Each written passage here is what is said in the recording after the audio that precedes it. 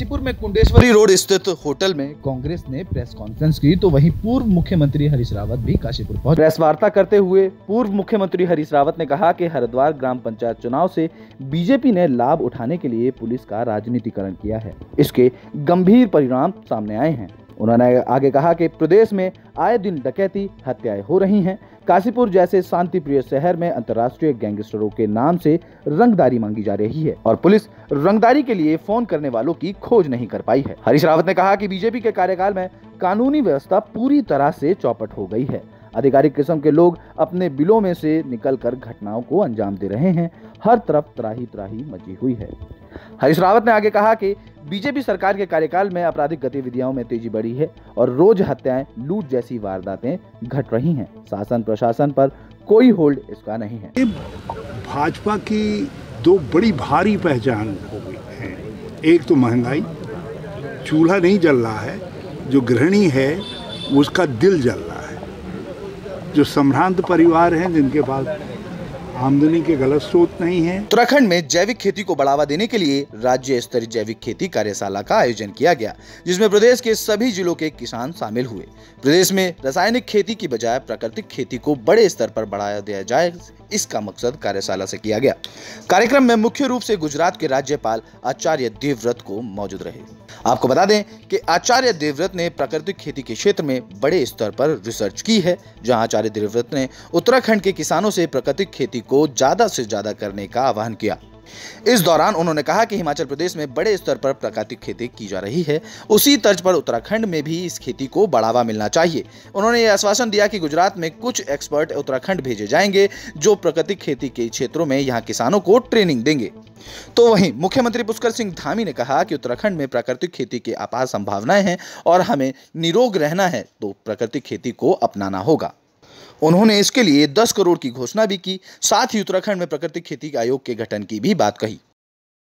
जो नमामि गंगे योजना है उसको फलीभूत करने के लिए आगे बढ़े और निश्चित रूप से जैसे हिमाचल प्रदेश में 2 लाख किसान प्राकृतिक खेती कर रहे हैं, क्योंकि उत्तराखंड का पर्यावरण वातावरण बिल्कुल उससे मेल खाता है, तो माननीय मुख्यमंत्री जी के नेतृत्व में हम पूरे देश में जो प्राकृतिक खेती का अभियान चल रहा है, वहाँ से ट्रेनर उत्तराखंड के लिए भेजेंगे। जो मैं आपके चैनल के माध्यम से हम भरोसा दिलाते हैं, जैसा कि उन्होंने कहा कि हिमाचल के अंदर 2 लाख किसान प्राकृतिक खेती में ट्रेंड हुए हैं। माननीय राज्यपाल ने 3 लाख की बात की है। कांग्रेस पार्टी को उत्तराखंड में मजबूत करने के लिए अल्मोड़ा में प्रदेश कांग्रेस के दिग्गज नेताओं की तरफ से मंथन किया गया। इस दौरान प्रदेश अध्यक्ष करण मेहरा, प्रदेश प्रभारी देवेंद्र यादव और नेता प्रतिपक्ष यशपाल आर्या, उपनेता प्रतिपक्ष भुवन कापड़ी ने ब्लॉक और स्तरीय पदाधिकारियों को संबोधित किया। इस दौरान देवेंद्र यादव ने कहा कि पूरे कांग्रेस परिवार प्रदेश में चलाए जाने वाले भारत जोड़ो अभियान के लिए तैयार रहे। सर्किट हाउस से प्रेस कॉन्फ्रेंस में प्रदेश प्रभारी देवेंद्र यादव ने भारत जोड़ो अभियान के बारे में विस्तार में बताते हुए कहा कि 7 नवंबर को चमोली जिले के अंतिम गांव माड़ा से प्रदेश अध्यक्ष करण माहरा भारत जोड़ो अभियान की शुरुआत करेंगे। तो वहीं प्रदेश अध्यक्ष करण माहरा ने कहा कि बीजेपी ने चुनाव में सत्ता का दुरुपयोग किया है, जिसके कारण वह जीतने में सफल रही है। आने वाले चुनाव में जनता बीजेपी को जरूर जवाब देगी। उन्होंने कहा कि जल्द ही संगठन का विस्तार किया जाएगा। 100 पदाधिकारियों की फाइनल सूची केंद्रीय अध्यक्ष को भेज दी गई है।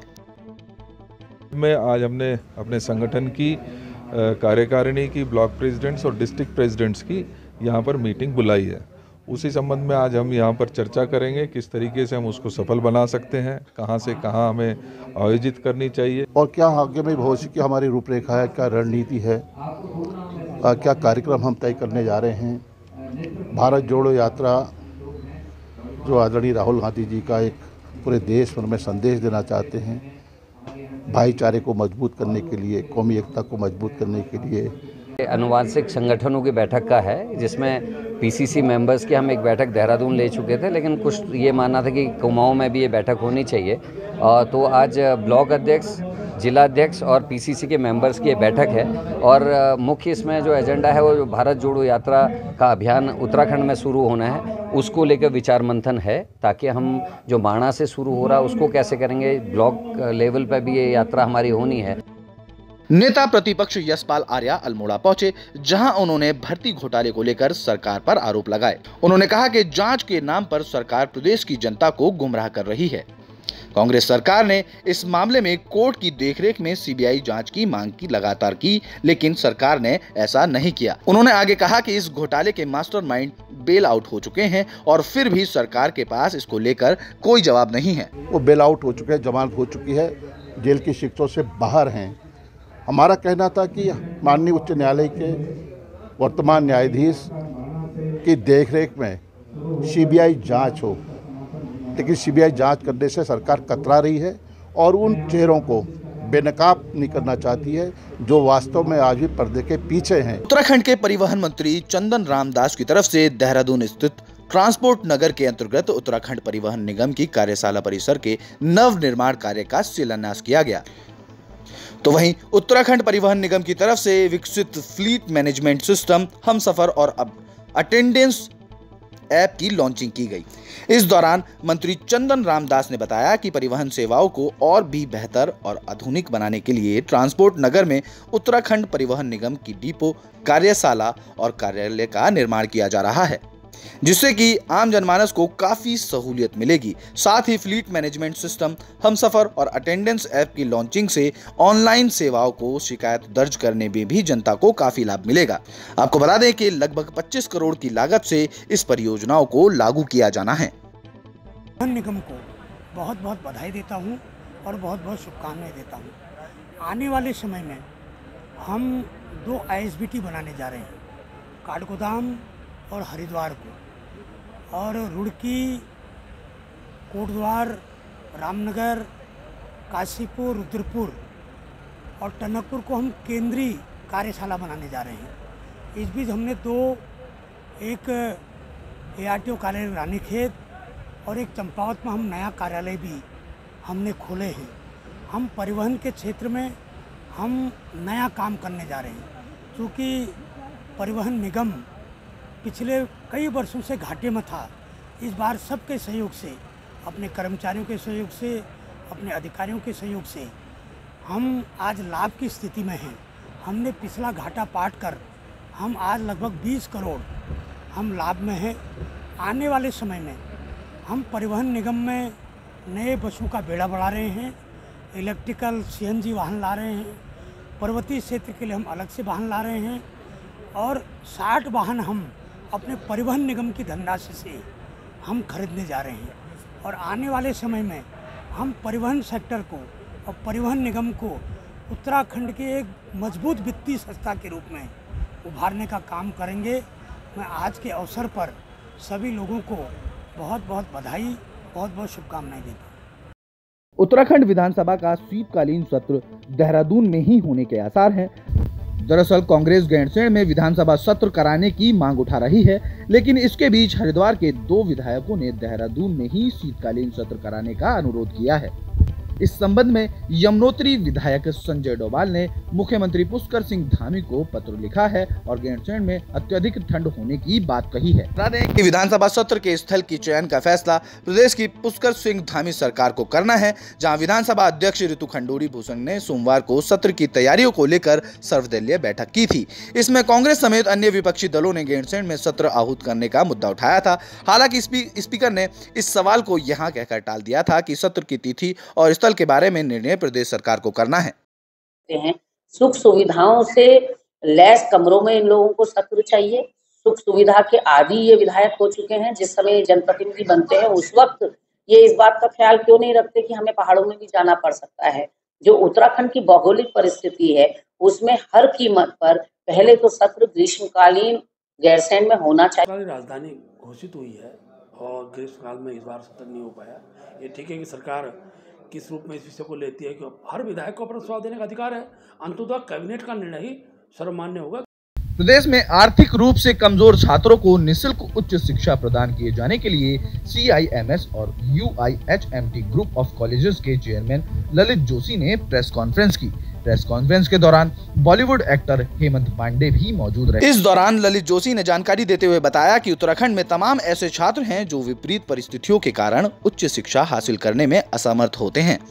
उसी को मद्देनजर रखते हुए हमने यह निर्णय लिया है कि राज्य में आंदोलनकारी, आपदाग्रस्त छात्र, कोविड-19 लोक कलाकार और रंगकर्मी मीडिया के क्षेत्र में अहम भूमिका निभाने वाले तमाम ऐसे 300 छात्रों को हमारा कॉलेज निःशुल्क शिक्षा प्रदान करेगा।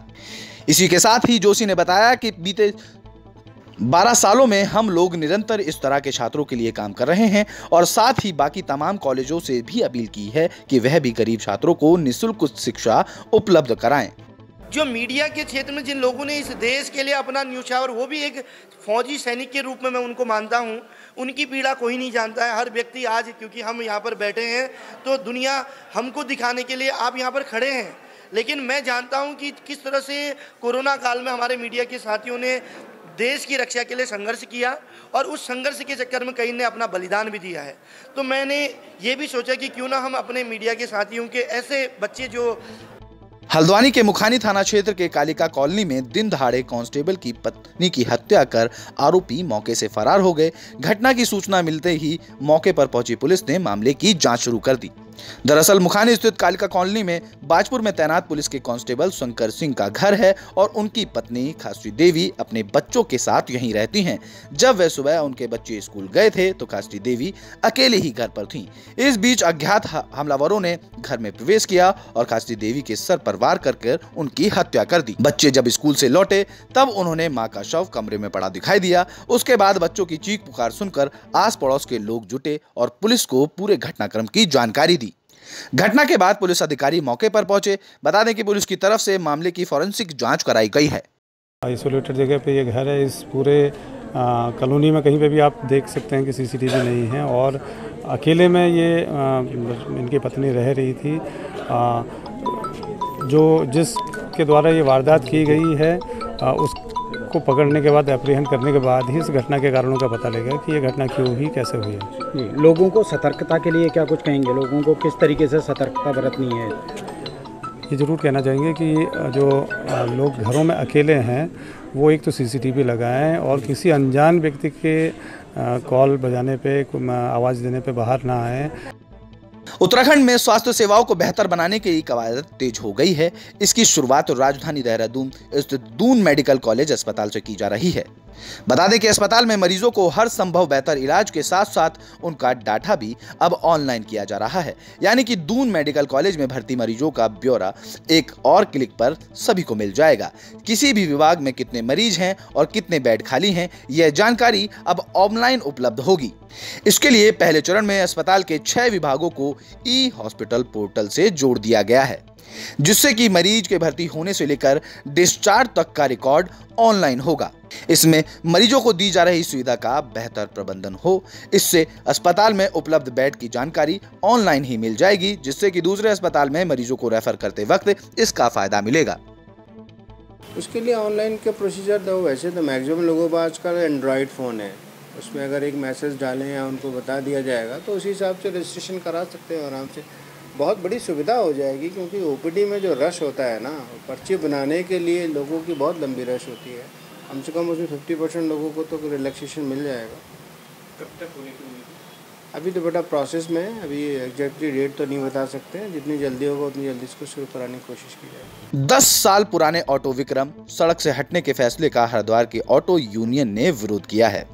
आपको बता दें कि संभागीय परिवहन प्राधिकरण यानी कि RTA की बुधवार को हुई बैठक में देहरादून, हरिद्वार समेत 5 शहरों में मार्च 2023 से 10 साल पुराने डीजल और पेट्रोल से चलने वाले ऑटो और विक्रम सड़क से हटाए जाने का फैसला लिया गया है। प्राधिकरण ने इन वाहनों के स्थान पर BS6 वाहन, इलेक्ट्रिक व्हीकल और CNG व्हीकल चलाए जाने की अनुमति दी है। तो वहीं प्राधिकरण ने इस फैसले का हरिद्वार के ऑटो मालिक विरोध कर रहे हैं। उनका कहना है कि इससे हजारों ऑटो चालकों और मालिकों को भारी नुकसान होगा।